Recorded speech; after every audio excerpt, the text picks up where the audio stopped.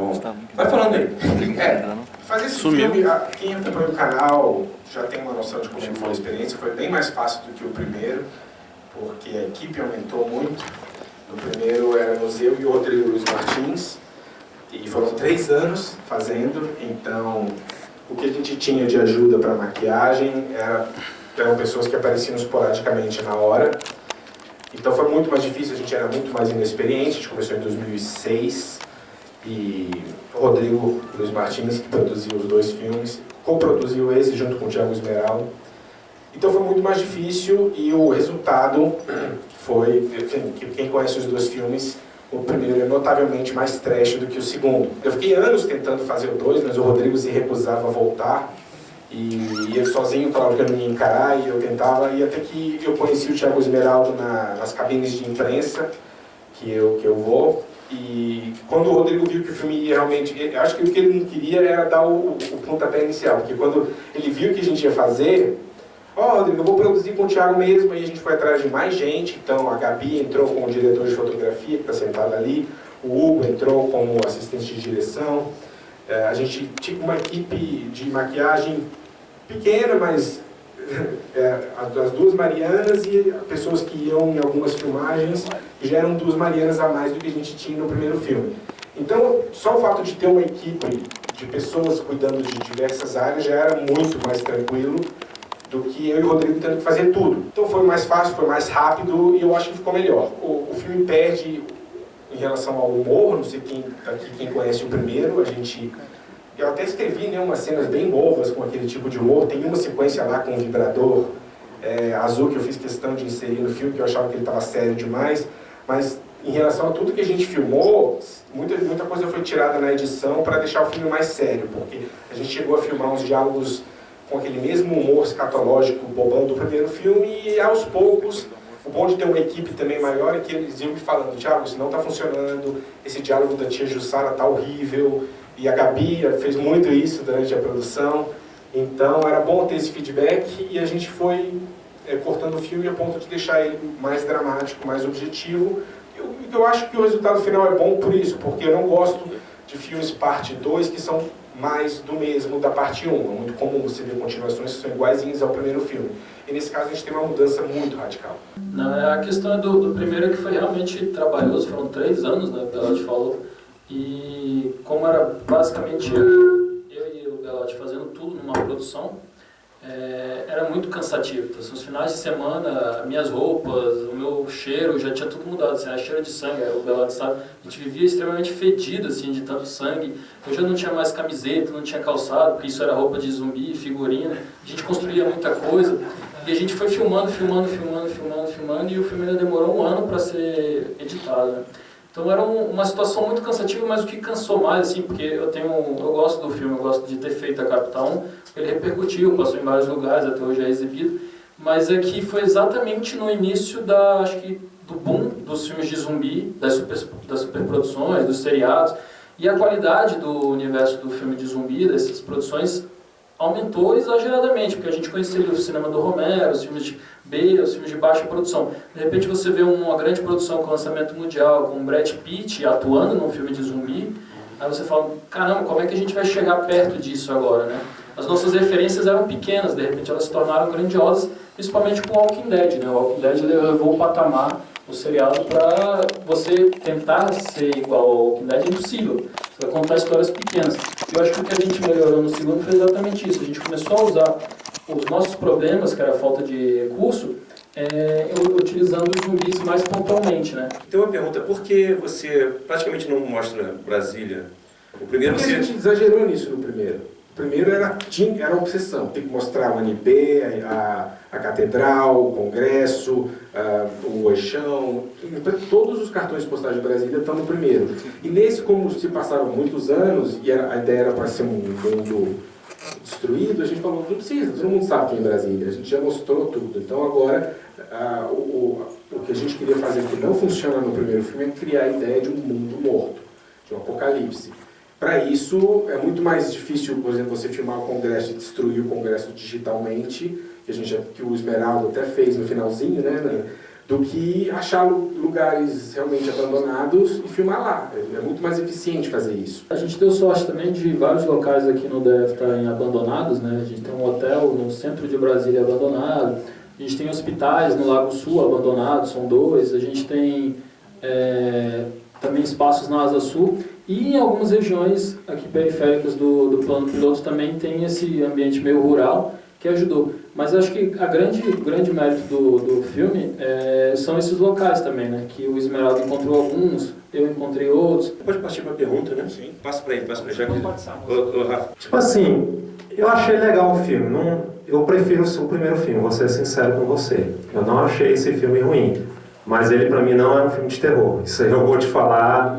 Não é pra ser. Abertamente, mas esse que eu acho que foi o erro. Porque eu me senti logrado. Porque se eu entro pra ver um filme de terror, eu quero um filme de terror. Porque eu acho o seguinte, ele é legal, esse negócio de orçamento, isso aí não tem nada a ver. Pelo amor de Deus, gente. Se você for nessa, você não faz nunca. Só tem projeto que eu só estou realizando agora, isso aí é complicado mesmo. O que eu vejo assim, eu gostei do filme, eu acho que a narrativa não é tão legal, e eu senti uma falta muito grande nos personagens. Tem um certo momento que eu olhei no filme, cara, cadê os personagens desse filme? Uma opinião minha, quando eu estou vendo um Walking Dead, um filme do Romero, eu sei que são outros orçamentos, outros jeitos, mas eles também filmam com poucos recursos. Eu vi esses personagens, eu não vi esses personagens no Capital. Eu prefiro o primeiro Capital dos Mortos. Eu acho que foi bem melhor, a narrativa era bem melhor, fluía mais. Eu não senti tanto um clima de fim de mundo, você me desculpa, mas eu não senti. No primeiro eu senti mais. Eu senti bem mais. Oi? Não é pergunta, porque eu não tenho. Eu estou falando a impressão que eu tive mesmo. Tá bom? Entendeu? Sim. Mas eu acho o seguinte, é um grande filme. Eu acho que o erro da gente não ter cinema de gênero, o filme de terror, é justamente por isso. É muito pouco feito. A gente não tem coragem de fazer esses filmes. É uma coisa que eu vejo muito nos americanos e europeus. Eles fazem. Eles não estão nem aí para as opiniões alheias. Eles vão e fazem mesmo. Uma coisa que eu acho extremamente errada aqui no Brasil. Parece que a gente ainda está nos anos 60. Os caras querem fazer o filme igual o Glauber, igual o Sarraceni. Não acho que é errado. Eu acho que eles têm suas estéticas, eles devem ser estudados. Mas se você for perguntar para qualquer estudante, Glauber, não sei, ninguém vai te citar Jorge Romero, John Carpenter. John Carpenter mesmo era uma grande influência, que eu acho. É um cara que filmava com pouco orçamento, nunca se deu bem nos grandes estúdios, mas seus filmes foram sendo redescobertos com os passados anos. Eu acho que o erro do Brasil é esse. Vocês ficam aí reclamando de orçamento, não é aí. Orçamento você não faz nada se você for nessa. É prática mesmo. E hoje, tem um crítico aqui que vocês devem conhecer chamado Rubens Evaldo Filho. Não tem pergunta. O erro do Brasil é esse. Ainda tem as viúvas do Glauber Rocha, na minha opinião. Enquanto a gente não admitir, tem os filmes de terror, tem os filmes sci-fi, eu acho que o debate é para isso, não é só pergunta. Sim. Não é? Eu também tenho que expor meu ponto de vista. Eu acho o seguinte, tem que se praticar mais esses filmes. Isso que se deve fazer. Não só de zumbi, tem invasão de alienígenas, que você também poderia fazer, filmes de lobisomem, de vampiros, mas a gente não pode ficar só nesse... Se isso não começa... Não, você está rindo aí, mas se isso não for praticado, isso não dá certo. Igual mesmo agora, tem a Globo Filmes que não vai fazer esse tipo de filme. E eu não tenho nada contra eles. Vejo os filmes deles sem problema, assim como da Mostra Filme Livre. Também não tem nenhum problema. Mas se continuar esse ritmo, não vai ter, vocês me desculpem. Vai ficar um segmento muito pequeno mesmo. Enquanto a gente pensar que é só o filme europeu... Obrigado. Vou fazer uma pergunta também. Porque aqui no Brasil tem realmente poucos filmes que chegam no mercado. No cinema de shopping, no cinema comercial. Mas tem uma produção muito grande de cinema de terror, de horror. Se você procurar, hoje em dia tem um produtor chamado Rodrigo Teixeira. Os últimos filmes que ele tem feito, ele tem buscado cinema de gênero, ele tem lançado comercialmente, só que lança assim, em 5 salas, em 10 salas. Sim, é pequeno. Mas se for procurar, tem esses filmes que trabalham no gênero e trabalham diversos tipos de gênero. Nunca mais surge um cara igual Mojica.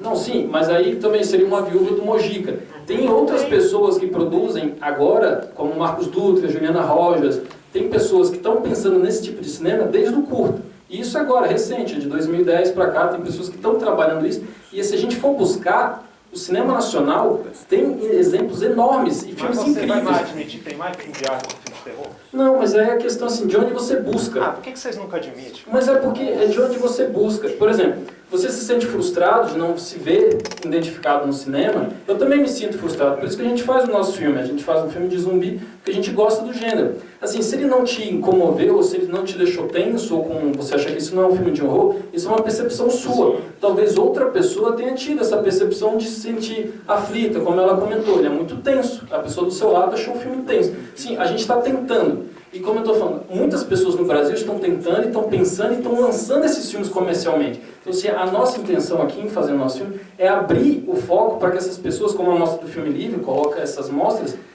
diversas, para que as pessoas de repente pensem, poxa, tem alguém produzindo isso no Brasil, vamos atrás disso. Se você não for um espectador que simplesmente consome o mercado internacional, isso não vai mudar nunca. Não é isso. Porque a gente, quando eu vou assistir um filme, eu sei, só um minuto. Quando a gente vai assistir um filme nacional e eu entro, como eu fui recentemente assistir um filme nacional, tinham 2 pessoas no cinema.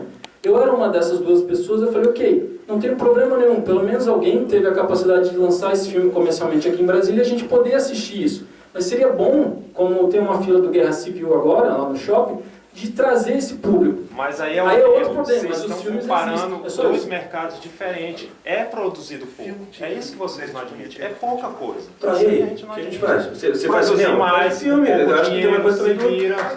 Mas acho que quem reclama também tem que você ter está mais. falando que a gente tem que produzir um longa sem... Primeiro, você falou, não ter dinheiro não é desculpa. Não é Tudo bem. mesmo. Mas então você está sugerindo que eu faça um longa a cada 6 meses de gênero com monstros sem dinheiro? Cara, se vira, bicho.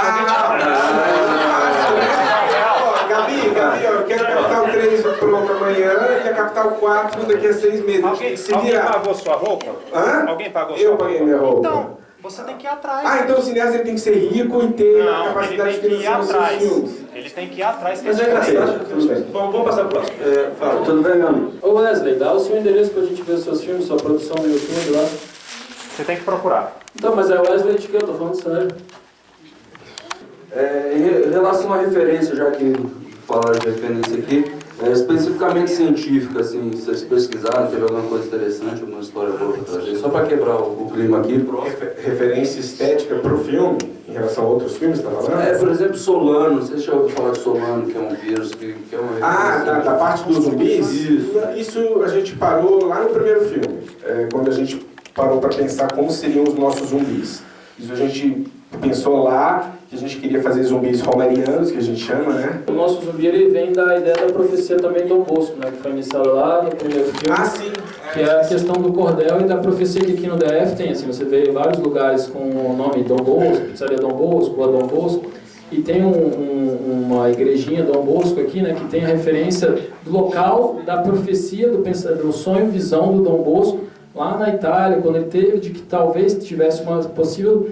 a localização dos paralelos que ele dá, né, desse local de jorraria, seria uma terra de jorrar leite e mel. Né? Isso existe, isso faz parte da construção de Brasília, tanto que tem uma pedra com essa placa, com esses dizeres que a gente usa até no primeiro filme. Nesse segundo filme a gente inicia com um ponto marco da construção de Brasília, onde eles delinearam que ali seria o local da possível construção da capital. Né? Então os nossos zumbis vêm dessa profecia. Porque do local onde seria o local onde jorra o leite e mel também seria o local do início do apocalipse. Uma pergunta em relação ao primeiro. O primeiro ele era mais verborrágico, ele era mais barulhento, ele gritava mais. Esse ele é mais silencioso em todos os aspectos, assim, tanto que, por exemplo, o primeiro diálogo para valer, acho que é com 20 minutos, meia hora de filme.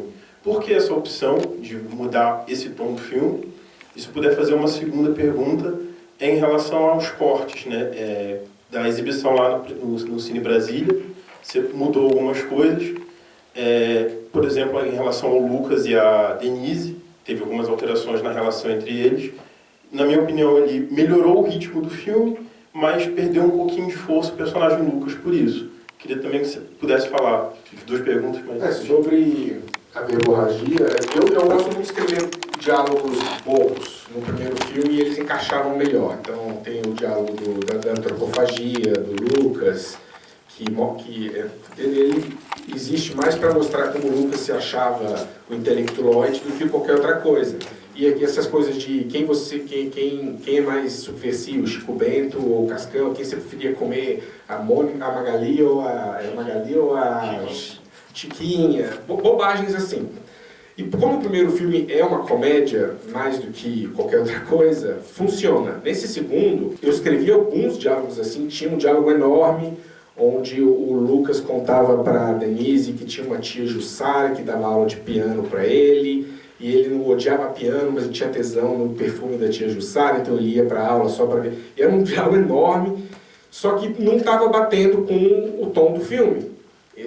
Porque o tom ele é mais dramático, ele é mais pesado. E escrever diálogos longos, sérios, para um filme que já é sobre morte, sobre estupro, sobre suicídio, eu como espectador não gosto. Então o que a gente tinha de diálogos longos que foram cortados, a maioria eram cômicos. E os poucos dramáticos que foram cortados é porque não funcionavam.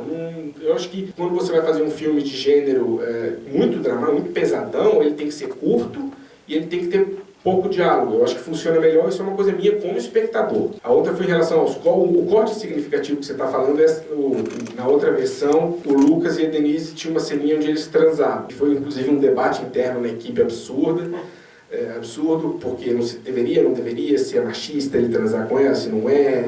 Gente, é machista transar? É porque ela é uma vítima sexual e aí ela encontra o Lucas e já quer dar pra ele, sendo que ela deveria estar traumatizada, enfim. Eu acho que dá pra deixar implícito.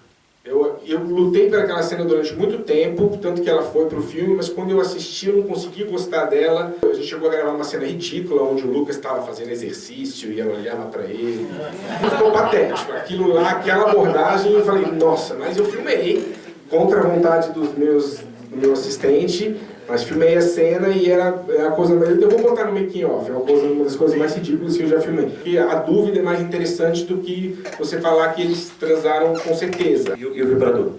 O vibrador, aí é uma coisa que eu queria, porque, não sei se vocês separam, ao momento onde eles acham as coisas no porta-mala, é um dos únicos momentos de leveza do filme. O filme ele é todo pesado, né? Primeiro ela é uma escrava sexual, depois acaba a comida deles, depois tem gente que morre, a outra, a alusão que a Bárbara foi estuprada antes dela pirar o cabeção. Então não tem momentos de, ok, agora dá pra gente relaxar um pouquinho. Então há um momento onde eles acham um monte de coisas, comida, né? E eles acham um lugar sossegado lá, sem zumbis, ficam conversando sobre bobagens, o que você prefere, pizza ou chocolate? Então, e aí eu falei, nesse momento de leveza cabe um pouco de humor. E eu falei, ia ser legal se...